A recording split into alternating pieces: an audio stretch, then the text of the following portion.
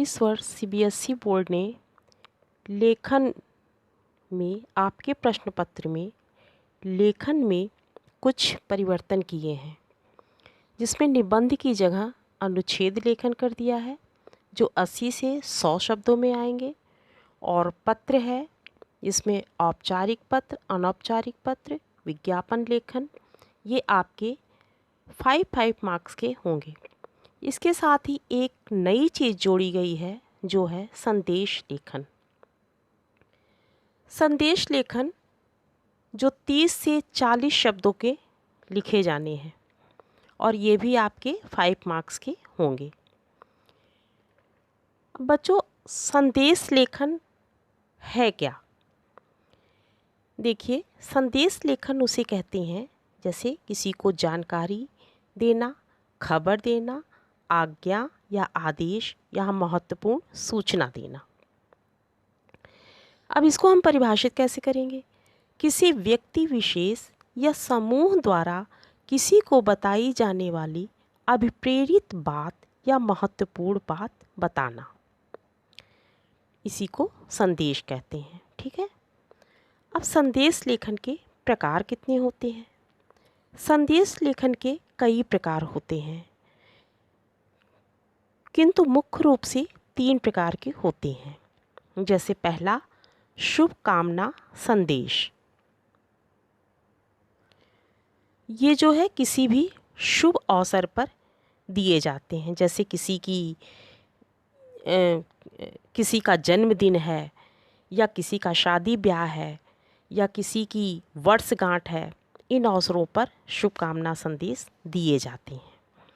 दूसरा आता है किसी पर्व या त्योहार पर दिए जाने वाले संदेश, जैसे राष्ट्रीय पर्व हैं या होली, दिवाली, इस तरह के बड़े बड़े त्योहार हैं, इन पर भी संदेश दिए जाते हैं।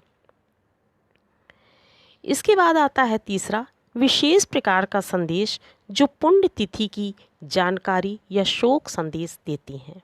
जैसे किसी की मृत्यु हो जाती है तो उस पर संदेश भेजा जाता है, या किसी की पुण्यतिथि मनाई जा रही है, इस तरह से इन अवसरों पर भी संदेश दिया जाता है, तो इसको विशेष प्रकार का संदेश कहते हैं। ठीक है।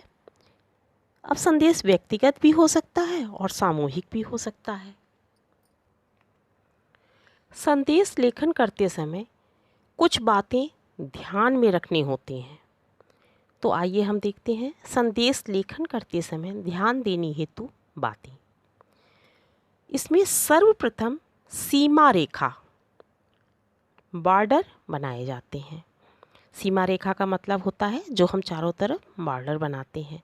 ये हमने आपको अनुच्छेद लेखन में भी, विज्ञापन लेखन में भी बताया था। दूसरा है मध्य में शुभकामना संदेश लिखें। जो हम सीमा रेखा बनाते हैं उसके बीचों बीच में शुभकामना संदेश लिखते हैं। फिर तीसरा नंबर है बाईं तरफ दिनांक तथा उसके नीचे समय लिखें। फिर चौथा है उसके बाद अभिवादन लिखें, जैसे प्रिय, मान्यवर आदि। आप जिसे भी संदेश भेज रहे हैं उसके अनुसार आपको अभिवादन लिखना है।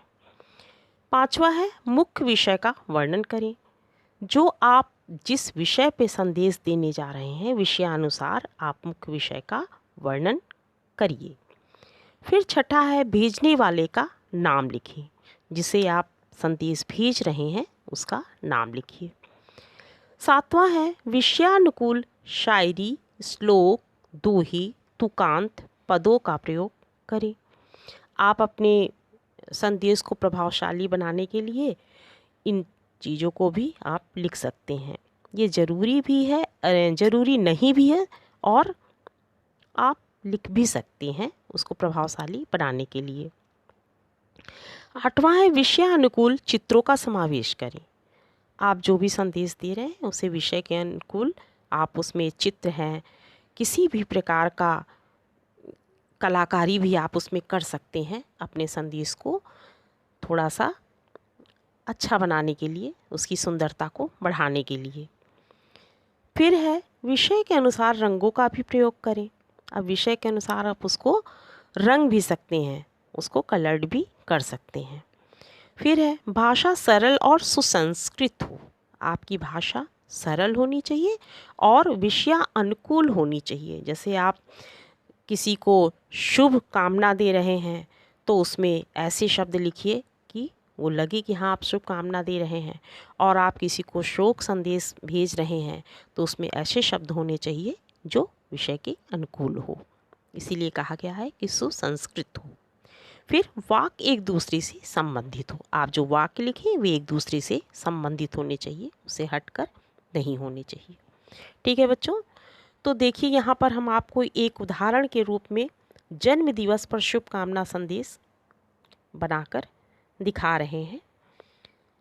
जैसे आप सबसे पहले हमने दिनांक डाला 24/8/2020, फिर हमने समय डाला 7 बजे सायंकाल, फिर हमने संबोधन लिखा प्रिय मित्र पीयूष, आपको जन्मदिन की हार्दिक शुभकामनाएं।